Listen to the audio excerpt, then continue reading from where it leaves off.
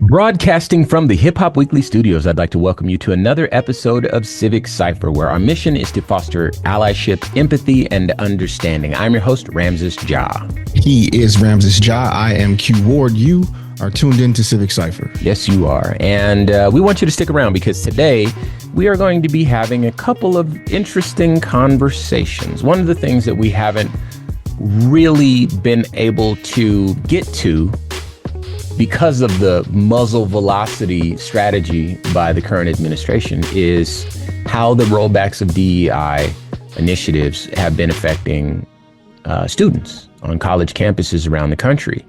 And today we are going to hear from a couple of students who are very much active in trying to, fight for what is right, fight for the organizations and fight for an inclusive campus, and hearing from them directly, I think, will give us a lot of insight into what's going on. So today, we are going to hear from DJ, who is the president of the Black Student Union at the University of Arizona. And we're also going to hear from Ky'Jah, who's an activist working closely with the Department of African American Student Affairs. And again, both organizations are actively working against the DEI ban. We're also going to have a conversation later in the show where we try to view this from the other perspective. In other words, what are some of the criticisms of DEI initiatives that are found on the right? How is this justifiable to them? What veneer of truth have they used to dig their heels in? And these things we need to know. And I say that in jest. There's some valid criticisms, of course, but we're going to discuss that and so much more on this episode of Civic Cipher. But before we get there, it is time for some ebony excellence. Shall we? I think we shall. Today's ebony excellence comes from the Atlanta Black Star. And I think this is such a cool story, so I will share. Turning down a deal on Shark Tank was the best business decision for Tim and Kim Lewis. The Curl Mix founders appeared on the show in 2018 for season 10, episode 14 of the show. Their ask was $400,000 for a 10% equity stake in the Black-owned and operated hair system. Their pitch to Dry Bar Salon proprietor Ali Webb, Mark Cuban, Lori Greiner, Kevin O'Leary, and Robert Ky'Jah, sorry, I don't really watch the show too often, included models demonstrating the efficacy of their flaxseed gel that promises to define curls of all types. Quote, "The main issue we have now is we cannot keep product on the shelf," unquote, said Tim. They projected $180,000 in profits that year. That declaration, coupled with the fact that it only cost the couple $3 to produce one bottle of their gel, which retails for $25, excited the judges. However, Cuban was the first to bow out. Ky'Jah spoke about the brutally competitive market. Still, he was certain, quote, "This is one of the few investments that I think I give you the $400,000, you're definitely going to grow and you're going to get bigger. What I worry about is the car goes faster than, and then hits a wall, sorry." Kim shared that Curl Mix's focus on online sales was one of the ways their business differentiated from competitors. Quote, "You don't have any other choice because you're not going to get any retail space. There's no way this business is worth $400,000 right now. There's nothing proprietary. I'm out," interrupted O'Leary. Well, in 2024, the company entered its third year of being available for purchase at 460 Ulta Beauty stores nationwide. They are currently valued at an estimated $38 million. You love to see it. So again, shout out to Tim and Kim Lewis for their Curl Mix. All right, it's time to get down to brass tacks. So first off, I want to welcome the two of you to the show. So welcome DJ and welcome Ky'Jah. Do us a favor before we get into the conversation. Just take a minute or so each and just kind of give us a little bit of background on both of you. I know that DJ, you're the president of the Black Student Union on your campus. So, just a little bit more so that our listeners know who we're talking to today. Yeah. So I'll go first. I am the president of BSU. That's well known. But what that means for me and for a lot of students on campus is regular organization, and finding unity in our spaces. This campus is very much mixed, and a lot of times there's no certain organization for students to feel safe and to feel like there's a space that they can go to. So my role in what I do on campus a lot of times is try to find a way for students to organize and to feel safe, and to talk about things that they may not actually always get to say in their classroom or with their friends. So I try to allow allow time and allow spaces for students. Perfect. And Ky'Jah. Hi, my name's Ky'Jah. I'm the president of the MEA chapter of Delta Sigma Theta Sorority Incorporated here at the University of Arizona. I'm also a biochem major, minoring in Italian. I am also a biochemistry peer mentor and advisor, as well as a peer information counselor for the main library and a research associate for Banner. So my whole thing with being on campus and being here and being the most senior member, as well as partaking in our living learning communities, which is an entire dorm full of Black students, is to allow us to have a space and to have the continuance of a space within these pressing times at a predominantly white institution.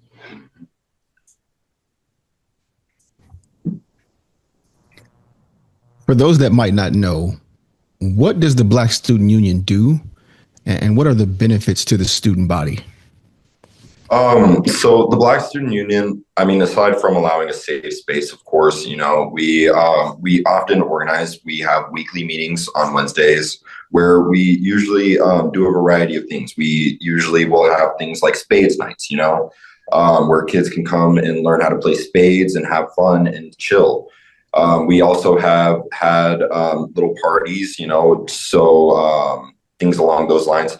But BSU at its core, BSU is primarily for Black students, of course, but for any student that wants to learn about what Black culture is like and learn how to, best assist in representing Black culture in the Black community, not necessarily how to assimilate or how to become a part of the Black community, but to best support it and to best learn what is really a part of this rich culture, because there's a lot of things that people may not know on the surface level about what the Black community is.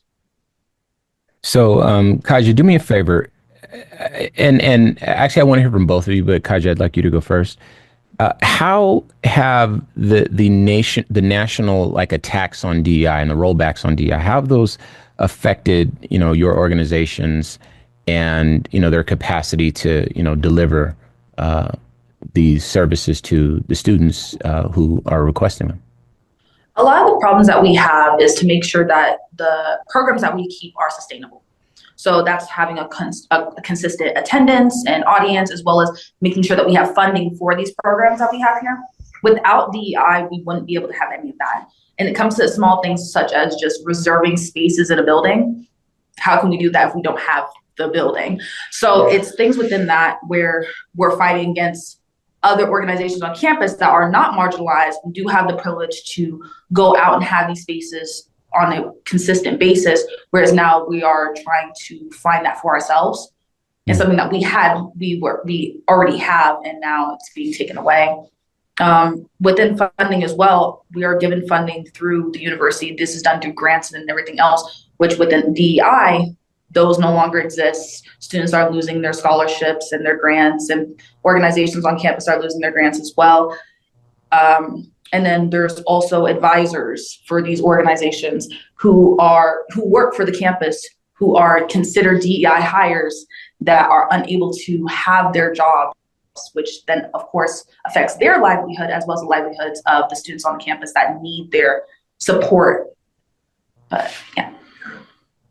Anything to add, DJ? Yeah, so I mean, like Ky'Jah said, these advisors, it's advisors, faculty, staff. We have our own staff here. So speaking of which, we're actually doing this call from within the MLK building, a cultural resource center on campus. And and things like this, where we are able to reserve a room to do a meeting, to have our own events and do things along those lines, we wouldn't have them with the ban of DEI. And a lot of these faculty and staff that we have in these centers would lose their jobs, and without even possibilities of severance pay or anything that would allow them to find another job within the next few weeks. So they would be fired without condition. You know, thinking of life as a collegiate, you know, formerly the national second vice president of the National Panhellenic Council, the vice president of Phi Beta Sigma Fraternity Incorporated, the elite Epsilon Phi chapter, the vice president of the NAACP Wood County chapter. I know what it's like to feel the inclusion from being a part of these organizations. Ky'Jah, from your purview, what are some other organizations besides your own that you see affected by these executive orders from the current administration? Other organizations, one of the jobs I have is I work as a peer information counselor for the main library in a bunch of the cultural resource centers on campus. So they all have their clubs. Without DEI, they wouldn't, like I said before, they wouldn't have their spaces, they wouldn't have their funding. A lot of the things they get is support from local businesses and everything else like that. But if they are not able to continue having a space, if they decide to rally against it, which we have been threatened with expulsion and termination and not be able to continue our credits, which as a senior here at the university, it's a little daunting, but without it, we wouldn't be able to continue. It's complete erasure of our organizations, us as a people. Like, there is no opportunity for us to thrive here. When you're going to class and you're seeing people that don't look like you, and you come back to a space where everyone is able to relate and have fun and we're experiencing Black joy, it's difficult to be happy somewhere where you're obviously not accepted. Yeah. You know, one of the things that, so to Q's point, I also have the experience of being, like you, DJ, I was the president of the Black Student Union on my campus. And then, further down the line, I recall being in those enormous lecture halls. I went to a business school, and those lecture halls, and I remember being in classrooms where I remember being the only Black person in the classroom. So that's first. But I also remember, sometimes there might be one or two other people, but we'd be so far apart that there'd be no sense of community. There'd be no sense of, whatever. And the tough part about that, at least the way I remember it, at a very different time than what you guys are living through, is, sometimes people would say things and they would just be wrong, or they would lack perspective. And I never felt like there were enough of us in a classroom, certainly when I was the only one in the classroom, to speak up, to say, hey, that's not right. Or, hey, that is a little offensive, or whatever. I just kind of had to take those things on the chin. There was also this feeling, I remember one time I was in a finance class, and that feeling of, am I smart enough? Turns out I absolutely was. But when you're struggling personally, you don't have that sense of community where there's someone else to say, hey, look, I'm going through this too. And you'd be embarrassed to go to everyone else who doesn't look like you. And you already carry the stigma that's associated with being Black, like, stupid, criminal, all these other things, bad student, all that. You don't want to go to someone else and then reinforce the stereotype by asking for help, right? And so you can be very much isolated in, a sea full of people, because it's that cultural tie that often helps you out of little things like that. And I named a couple, but, my whole collegiate experience was filled with them. And I was the president of the Black Student Union, right? So I know the value full well of community on a campus, and what I'm trying to get from you, and you're doing an excellent job, is sharing with our listeners around the country what that feels like for folks who haven't had this experience or haven't had this experience recently, right? So let's talk about what you've been up to. DJ, we'll come to you for this one. And then, of course, Ky'Jah, if you have something to add, please. But what has been done on campus to combat the ban of DEI, Ky'Jah, I remember you mentioned the risks involved. So, I know that they could take your credits and all this sort of stuff. But what have you been trying to do to push back against this erasure and these attacks on, the expression of your culture and the resources for your culture? Yeah, so I'll start off because Ky'Jah has been involved with many things. Okay.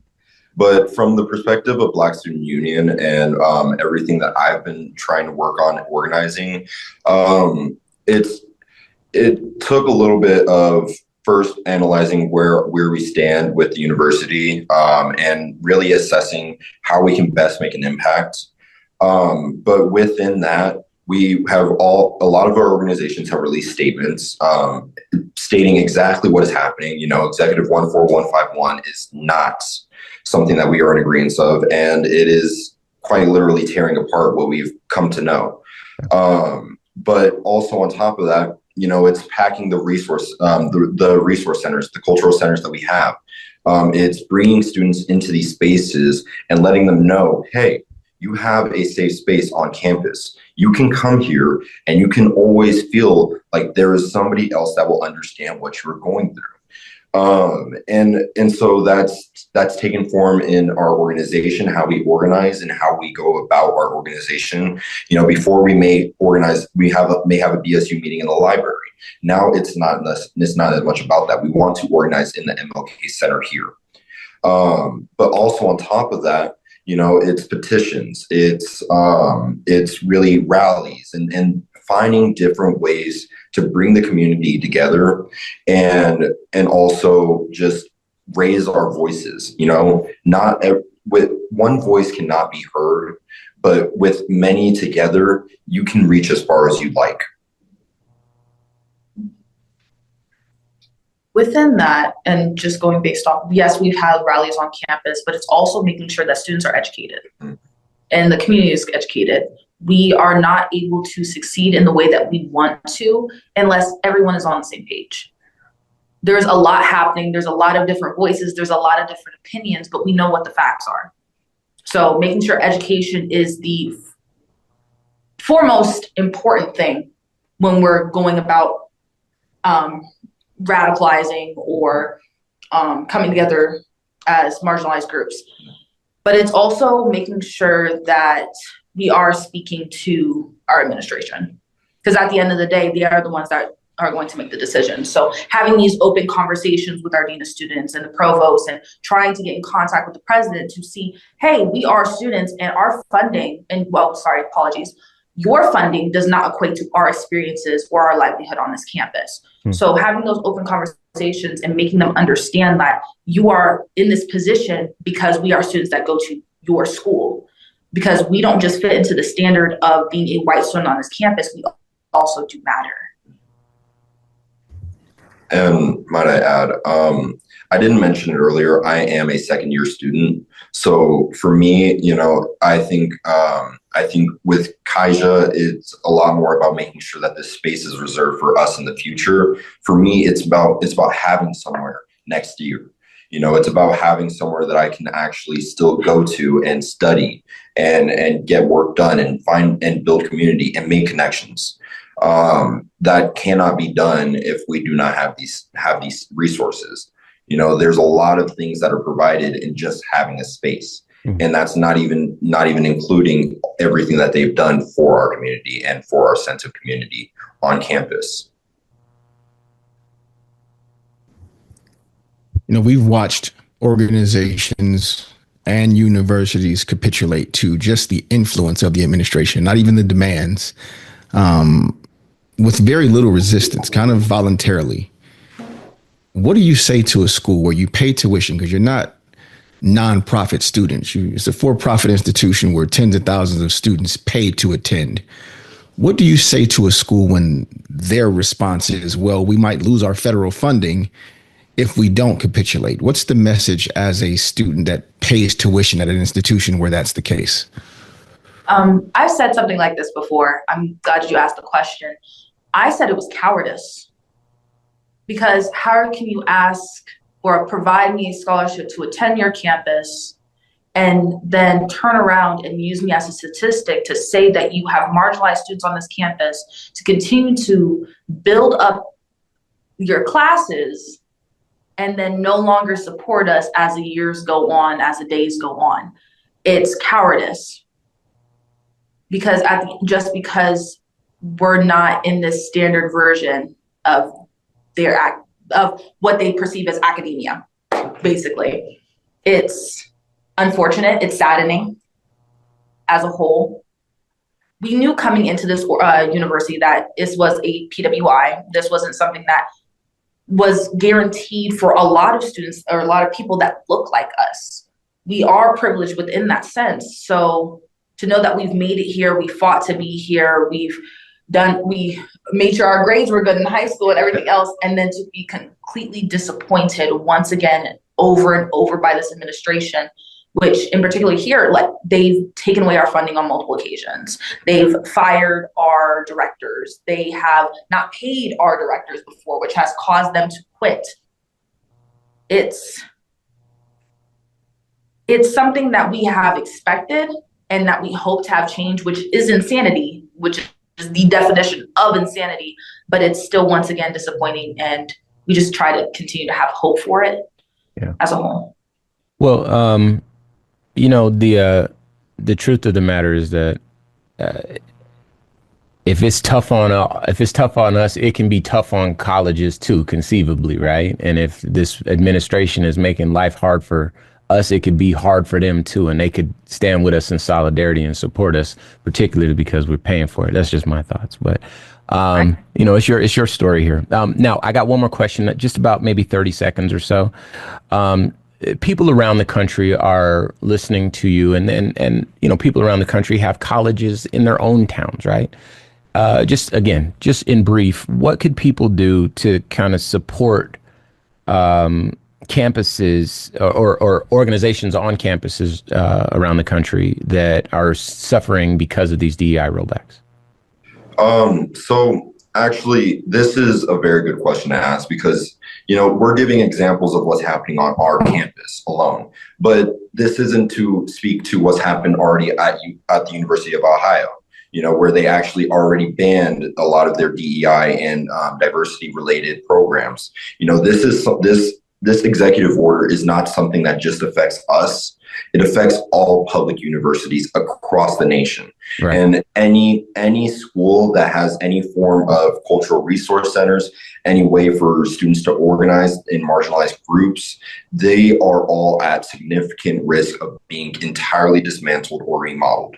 Okay. And I got about 10 seconds or so, but it will. Yeah. And so what we've started to do is just put out statements, organize, find any way to really stand together and unify. Okay. You know, use your voice. It matters. Okay. All right. We'll take that.